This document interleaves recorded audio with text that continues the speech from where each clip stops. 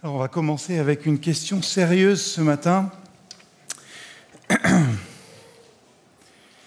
Qu'est-ce qu'un Kinder représente pour vous ? Qu'est-ce qu'un Kinder représente pour vous ? Est-ce que c'est un petit plaisir ? Est-ce que c'est un souvenir d'enfance peut-être ? Est-ce que c'est le douloureux rappel que vous avez pris un peu d'âge et qu'aujourd'hui vous préférez le chocolat noir minimum 70% à ce petit délice que vous trouviez excellent quand vous étiez jeune et qui finalement est quand même pas mal sucré, hein ? Vous savez, pour moi, ce Kinder me renvoie à la plus grande honte de ma vie. En classe de neige, en 5e, j'ai volé un Kinder. Alors, j'étais pas le seul, hein.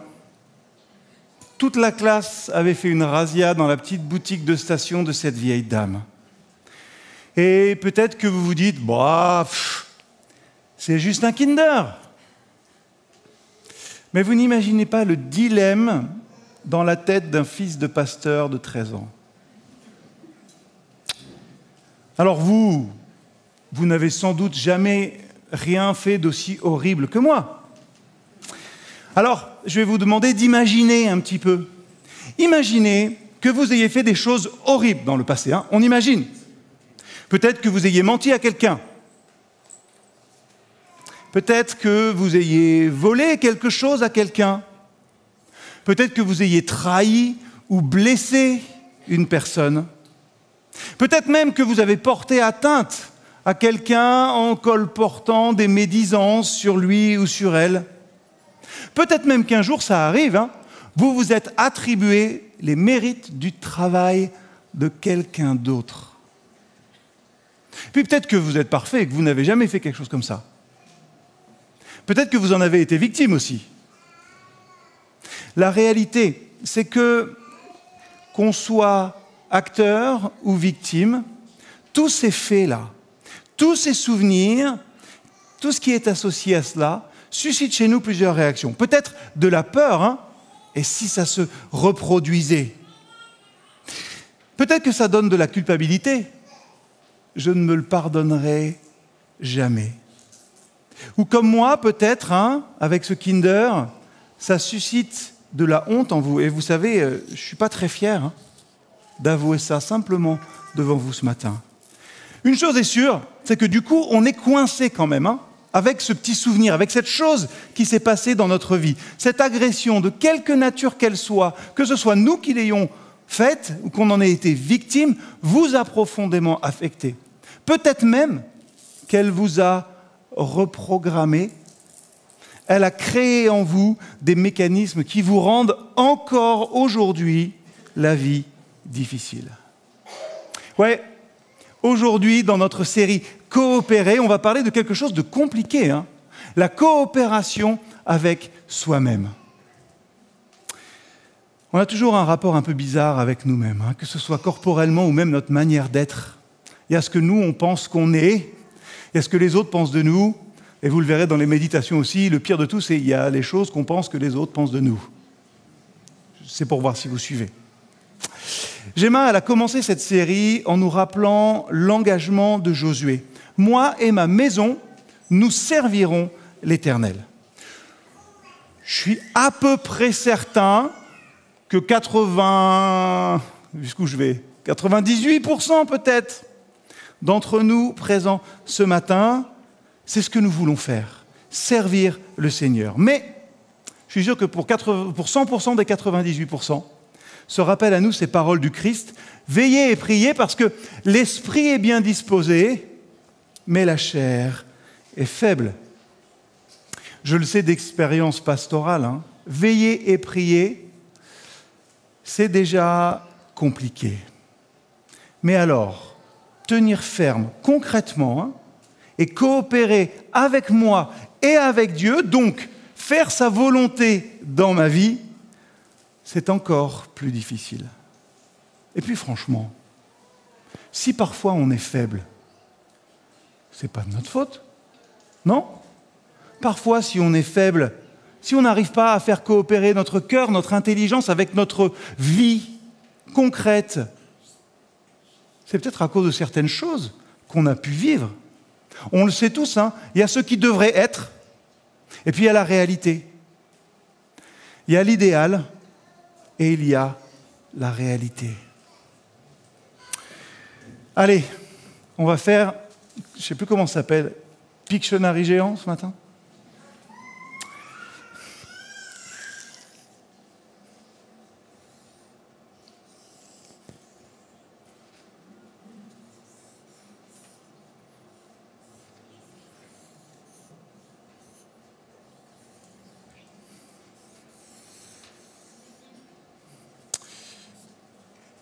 Je sais qu'à Valence, vous avez des petits trucs comme ça sur vos maisons, là. J'ai observé ça. Tac. Qu'est-ce qu'on va mettre ? Ça.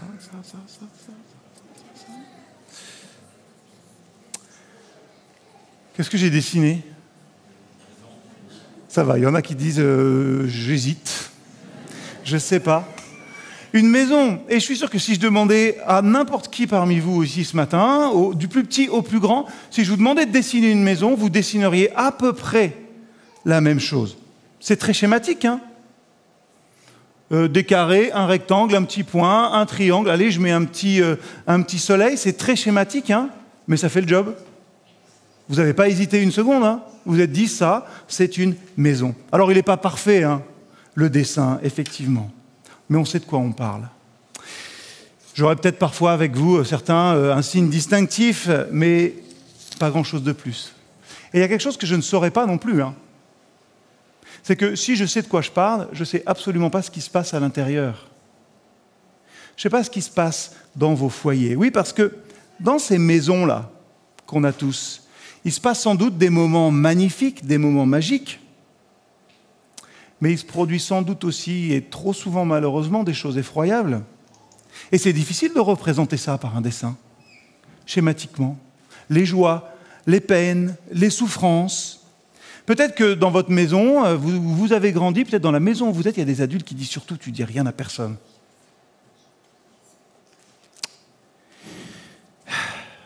Moi et ma maison. Le truc, c'est qu'on garde parfois des trucs terribles à l'intérieur, hein. Et souvent, on ne sait pas quoi en faire. On présente aux autres alors notre moi schématique. Voilà, c'est moi, hein, comme ça. On sait qui je suis, mais pas vraiment. Hein. Et parfois, on a tendance à présenter notre moi schématique aussi à Dieu, en pensant que ça marche. On ne cherche pas plus loin. Ça, c'est trop douloureux, je le laisse de côté. On va se contenter des murs, ça va. Moi et ma maison. Est-ce que ce qui est terrible dans notre vie, dans nos vies, serait au-delà de la compréhension? Est-ce que justement la compréhension n'est pas une sorte de condition qui est préalable pour vraiment être nous-mêmes, pour vraiment faire l'expérience de qui on est? Et du coup, je me pose la question, et je nous la pose ce matin, hein, qu'est-ce que je vais faire? Qu'est-ce que je décide de faire aujourd'hui? Est-ce que je vais apprendre du passé? Est-ce que je vais m'en libérer et coopérer, faire la paix finalement avec moi-même, avec Dieu? Ou est-ce que je vais répéter indéfiniment les horreurs du passé? Et oui, je n'ai pas fait de lapsus. Est-ce que je vais répéter indéfiniment les horreurs du passé? Souvent, on ne refoule pas tant que ça ce qui s'est passé de terrible dans nos vies. Hein. On refuse simplement d'y réfléchir. On l'évacue de notre esprit en s'occupant à d'autres choses. Ça vous est déjà arrivé, ça ? Je ne sais pas s'il se passe beaucoup de choses terribles dans ma vie, mais généralement, quand je suis énervé, je fais le ménage. Je vois qu'on est plusieurs. Ça permet d'évacuer, ça permet de vous frotter comme ça. Est-ce que je vais apprendre du passé? On est souvent prisonnier des mensonges, hein, créés par tout ce qu'on vit. Et c'est difficile de changer les choses, hein, dans notre vie quand on a vécu ça et ça. Quand on pense ça et ça sur nous. On peut aussi avoir de bonnes raisons hein, de ne pas confronter notre nous aujourd'hui avec ce qui s'est passé avant. Et c'est un vrai défi de parler de ça dans notre vie et d'en parler ce matin avec vous. Or, je crois que pour avancer dans notre vie, nous devons savoir qui nous sommes, où nous sommes et où nous allons. où nous sommes. Premièrement, parce que si vous ne connaissez pas les chemins qui vous ont amené jusqu'à aujourd'hui, ça va être difficile de déterminer où vous êtes aujourd'hui. Où est-ce qu'on va ? Ça, c'est la projection de notre idéal ultime. Et j'aimerais rappeler que notre idéal n'est pas forcément une question de richesse, d'accomplissement professionnel ou de pouvoir. Quand je parle d'idéal, je parle de la formation de notre caractère à chacun. Ce qui va faire que face à une difficulté, mon caractère va me permettre d'aller vers une fin heureuse, le plus souvent, et pas vers une fin malheureuse. C'est ça, le caractère. Et je vois à vos yeux, là, parce que je vous regarde, que vous vous inquiétez. Vous vous dites, ça y est, Jérémie Avrier, il part dans une dynamique de développement personnel. Et vous avez raison. Vous avez raison. Je pourrais très facilement partir dans un discours psychologisant, à 6 francs dessous. Mais je crois que la première condition que j'ai mise ce matin m'en prévient. Qui suis-je ? Qui suis-je ? Vaste question. Question de toute une vie. Et je crois que pour nous chrétiens, elle n'est pas si compliquée que ça. On le chante souvent. Et maintenant, quand j'entends ce chant, j'entends la voix de Basile constamment. N'importe où ce que j'écoute, j'entends la voix de Basile qui le chante. Vous savez, je ne suis plus esclave de la peur, je suis, Basile, enfant de Dieu. Voilà, merci. Je suis enfant de Dieu. Ça veut dire que je suis racheté, pardonné, sauvé. Je suis créé à son image. Et si je suis là aujourd'hui, c'est parce que Dieu m'aime. Tout simplement. La vérité pour vous et moi, c'est que notre valeur ne dépend pas de ce que nous avons fait, de ce que nous avons subi, mais de qui nous a créés. Ça, c'est notre valeur à nous. Alors oui, on doit se souvenir, je le crois, de nos expériences, les bonnes comme les mauvaises, en tirer une morale, mais on doit surtout se souvenir de nous-mêmes, de qui nous sommes profondément, enfants de Dieu. Et si on fait ça, alors ça ira. Si nous ne le faisons pas, nous courons le risque de souffrir proportionnellement à notre ignorance des choses du passé et à notre évitement. Vous savez, je suis ça et je ne changerai jamais, finalement, c'est ça que je suis. C'est pire de penser ça. Je suis enfant de Dieu. Je ne vais pas parler pour vous, mais pour moi, me savoir aimer de Dieu, créé à son image, bref, savoir où je suis, qui je suis, où je vais, ça me donne la paix, la joie et l'espoir. Je pense qu'il faut le redire, et peut-être à vous qui nous écoutez aussi. Avoir la foi, ça change les choses concrètement dans notre vie dès maintenant. Quand je dis ça, on dit oui, c'est pour toi, Jérémie, t'es pasteur, c'est ton job de dire ça. Quand j'entends ça, j'ai souvent envie de dire, mais présente-moi quelque chose. Donne-moi quelque chose qui va faire que je serai plus heureux, plus épanoui, plus en paix, que je sais où je vais et je suis prêt à te suivre. Mais la réalité, et il faudra l'expérimenter, chacun dans sa vie et les témoignages nous permettent de le voir, c'est que je n'ai jamais rien, en tout cas pour moi, trouvé de plus consistant, de plus libérateur et de plus pertinent que l'Évangile. Lorsqu'on lui demande comment il se projette dans l'avenir, Mathis, 17 ans, pas le nôtre, un autre, éclate de rire, mais presque aussitôt, son visage se ferme, il pianote sur son téléphone ailleurs. L'avenir, cette bonne blague, marmonne-t-il. Pour moi, ça se résume à « qu'est-ce que je mange ce soir ? Qu'est-ce que je fais demain ? Et comment j'évite mon père ce week-end ? Je n'en peux plus ». Mi-mars, lorsque le confinement a débuté, son contrat d'apprentissage dans un restaurant du Val-de-Marne a été suspendu. J'étais dégoûté. L'établissement où il travaillait vient de rouvrir, il n'y va plus. Ils n'ont plus besoin de moi, les clients ne reviennent pas, alors mon avenir, j'y pense pas, sinon j'explose. Études, stages, CDD, concours, entretiens d'embauche, séjours à l'étranger. Comme Mathis, des milliers de jeunes ont vu leur projet voler en éclats à cause de la pandémie de Covid-19. Les mensonges, les traumas nous empêchent de coopérer avec notre vrai moi. Mais il y a un deuxième écueil qui est fréquent avec ça. Il n'est pas rare que certains soient très inquiets du lendemain, parfois de manière insupportable. Vous savez, ce témoignage-là, elle est apparue brièvement, la petite illustration. Hein. Je l'ai trouvé en pianotant sur un fameux moteur de recherche, Les Français face à l'incertitude de l'avenir. Et je suis tombé sur un article du Monde de juin 2020. On le voit aujourd'hui, les inquiétudes s'accumulent souvent de façon involontaire dans notre société. Et c'est facile de s'arrêter, de succomber à la paralysie. Puisque rien ne va, je ne fais rien. Je reste là, simplement. C'est plus difficile en revanche, plus exigeant, et je crois pour nous chrétiens aussi, de décider volontairement et librement, d'agir finalement et de coopérer avec soi-même. Je caricature, Ok. Mais pour beaucoup, c'est impossible de faire face à ce qu'on devrait faire quand la société nous renvoie systématiquement à nos manquements. Je suis désolé, mais pas assez riche. Je suis pas assez mince. Je suis pas assez beau. Je suis pas assez intelligent pour faire ça. Je suis pas assez costaud. Vous savez, c'est pas assez, pas assez, pas assez. C'est difficile de faire confiance, c'est difficile de se faire confiance. Quand on sait qu'aujourd'hui on n'a plus confiance dans la météo, dans la politique, heureusement qu'on a Dieu, vous hésitez. Mais vous avez raison d'hésiter. Vous savez, ça fait longtemps aussi que la confiance en Dieu s'est érodée chez nos contemporains. Une citation. Les 100 religions qui ne se considèrent pas comme athées sont passées de 18 à 37% de la population sur 40 ans. Ça, c'est ce que relevait Jérôme Fourquet dans son ouvrage « L'archipel français », paru en 2019. Vous savez, cette statistique, elle me fait mal. Et vous savez pourquoi ? Parce que ce n'est pas la foi qui disparaît. 37% qui ne se disent pas athées.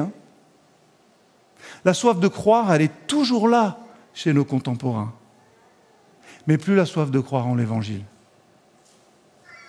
Et ça me fait mal parce que je me demande, mais comment est-ce que nous avons fait pour les détourner à ce point du Seigneur ?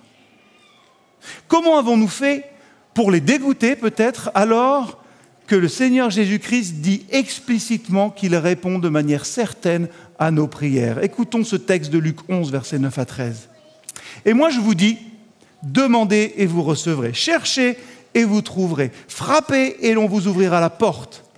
Car celui qui demande reçoit, qui cherche trouve et l'on ouvre la porte à qui frappe. Si l'un d'entre vous est père, donnera-t-il un serpent à son fils alors que celui-ci lui demande un poisson ? Ou bien lui donnera-t-il un scorpion s'il demande un œuf ? Vous qui êtes mauvais, vous savez donner de bonnes choses à vos enfants. À combien plus forte raison le Père qui est au ciel donnera-t-il l'Esprit Saint à ceux qui le lui demandent ? Peut-être qu'on a trop insisté sur ce que nous devrions faire pour être dignes de Dieu, alors que personne n'est digne, pas même Jean-Pierre, le meilleur d'entre nous parmi nous. Peut-être aussi, parce que nous avons fait de Dieu, vous savez, une espèce de génie. On frotte là et du coup il exauce nos vœux. Du coup on a créé un nouveau pas assez, terrible, dans l'Église, entre les Églises.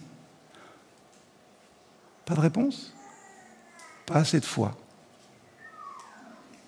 Terrible. Terrible ce pas assez.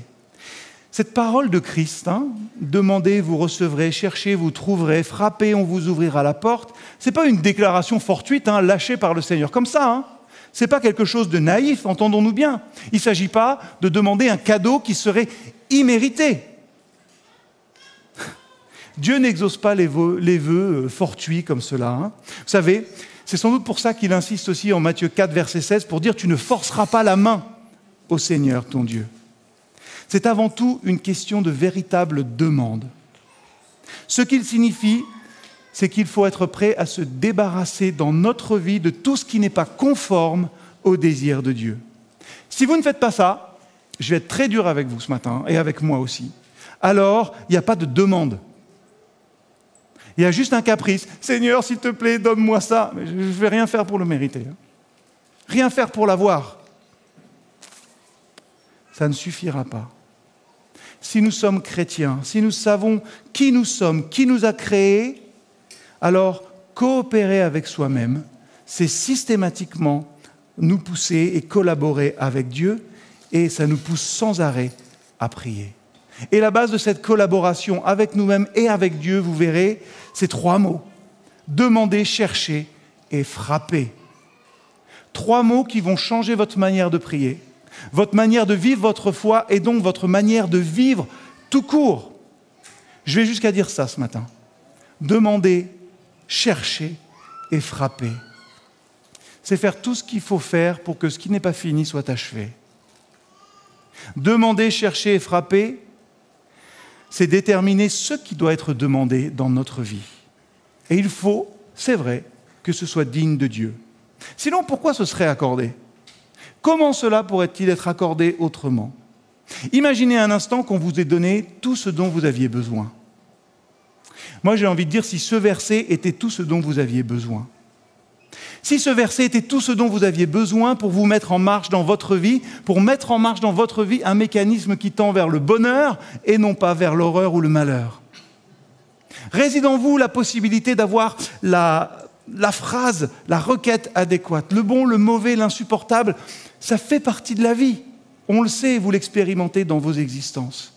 Cherchez, demandez et frappez. C'est savoir que lorsque quelque chose ne va pas, je dois analyser, chercher, résoudre, présenter nos excuses, nous repentir et changer ensuite. Vous savez, un problème non résolu, ça demeure souvent inactif. Il lui pousse des têtes comme une hydre. Un mensonge, un acte d'évitement engage un autre mensonge, la nécessité d'en faire d'autres. Alors, s'il vous plaît, faites ce que j'ai fait. Vous savez, ce Kinder, là, je vous ai dit que j'avais un dilemme en tant que fils de pasteur de 13 ans.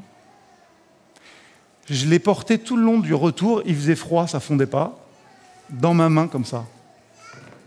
Je l'ai protégé toute une soirée de l'assaut de mes copains et copines pour pas qu'ils le mangent. J'ai réfléchi toute la nuit et le lendemain, j'ai fait le chemin inverse. Je suis allé voir cette vieille dame.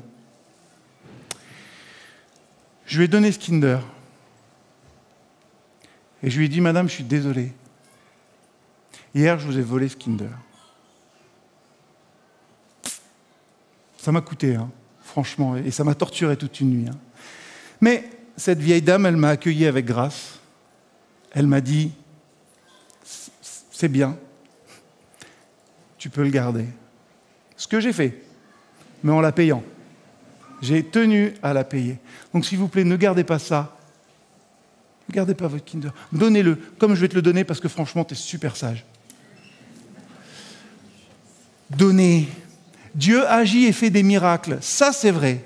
Mais je dois sans arrêt me rappeler que mes choix ne comptent pas pour rien. Ce serait trop facile sinon. Chacune de mes actions, je l'ai dit hier avec les jeunes, a une motivation éthique ou morale, comme vous voulez. On a besoin, pour coopérer avec nous-mêmes, de mettre à bas notre orgueil, sans arrêt, de nous repentir humblement devant Dieu. Et oui, parfois, ça veut dire devant les autres. Et je vais être le premier à le faire. Oui, je devais vous passer un coup de fil et je ne l'ai pas encore fait. Oui, je devais répondre à une de vos invitations, vous donner une date et je ne l'ai pas encore fait. Alors, vraiment, je m'excuse. Je ne suis pas parfait. Nous devons avouer, tout du moins à nous-mêmes, nous repentir, du moins pour nous, et changer parce que vraiment, parfois, on a tort et on fait n'importe quoi. Et quand on a fait ça, on doit humblement demander, frapper et chercher. C'est peut-être parce qu'on ne fait pas ça que des fois on stagne dans notre vie spirituelle. Demander, frapper et chercher. Le plus grand obstacle, je crois, à l'illumination dont nous sommes tous et toutes capables. Peu importe le nombre d'années depuis que vous êtes chrétien, peu importe votre âge, peu importe. Frapper, demander, frapper et chercher. Alors c'est du courage. Et vraiment, je ne veux pas dire que c'est facile d'envisager faire cette démarche, d'envisager le passé, mais l'alternative est pire. Ne restez pas loin du Seigneur, ne laissez pas le Seigneur en dehors de vos problèmes, de vos souffrances, de vos horreurs aussi. Créer à l'image de Dieu, c'est notre destin d'organiser, de mettre un peu de sens dans le chaos qu'est souvent notre vie. Vous savez, Au commencement, Dieu créa le ciel et la terre, et il vit que cela était très bon. Comment il a créé le Seigneur? Par sa parole, simplement. Et nous sommes créés comment? À son image. Il y a donc dans ce que l'on dit aussi sur notre vie un pouvoir de création. Chaque jour, je dois me rappeler ces vérités pour avancer. Jésus est premier dans ma vie et je vis pour le servir et le glorifier. Dans quel domaine de votre vie aujourd'hui vous avez particulièrement besoin de lui? Priez pour ça, précisément. Qu'allez-vous choisir de faire dans votre vie? Glorifier Dieu ou pas? Vous êtes une création formidable. Laissez la vérité de Dieu faire son chemin jusqu'à votre cœur et vous transformer. Votre Dieu est avec vous. Notre Dieu est avec nous. Il ne nous laisse pas et ne nous abandonne pas. Notre Dieu est pour nous. Ça veut dire qu'il combat pour nous aussi et qu'il combat avec nous parfois. Notre Dieu est tout suffisant et largement suffisant. Rien ne peut vous séparer de son amour, ni la mort, ni les puissances, ni le présent, ni le passé. Rien ne vous séparera de l'amour de Dieu en Jésus-Christ manifesté. Coopérez avec vous-même. Commencez aujourd'hui peut-être. Ça va demander du travail, mais allez-y. Coopérez avec votre Dieu. Laissez-le changer vos pensées. Laissez-le changer vos perspectives. Et vous verrez, ça va changer votre vie. On va prendre un moment pour prier et on va chanter ce dernier chant après, tous ensemble. On va se lever et on va chanter « Je ne suis plus esclave de la peur, je suis enfant de Dieu ». Redites-vous les paroles qui vont arriver. Et peut-être que ce matin, vous ne vous sentez pas super fort et vous avez besoin qu'on prie pour vous, qu'on prie avec vous. Donc à la fin de ce culte, il y aura des personnes qui seront là juste devant l'estrade, que vous pouvez venir voir. Elles sont là pour prier avec vous, pour les combats que vous menez, parce qu'on veut les mener tous ensemble et en communion. Nous voulons prier les uns pour les autres. Seigneur, je te remercie pour ta parole. Elle nous conduit, elle nous guide, elle nous relève, elle nous met en garde parfois. Seigneur, tu vois nos difficultés, tu vois notre passé, tout ça on veut te le remettre. Tu le prends et tu l'as porté à la croix pour nous.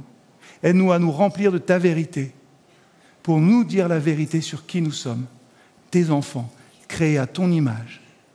Et tu nous aimes. Merci pour ta grâce première dans notre vie, Seigneur. Amen.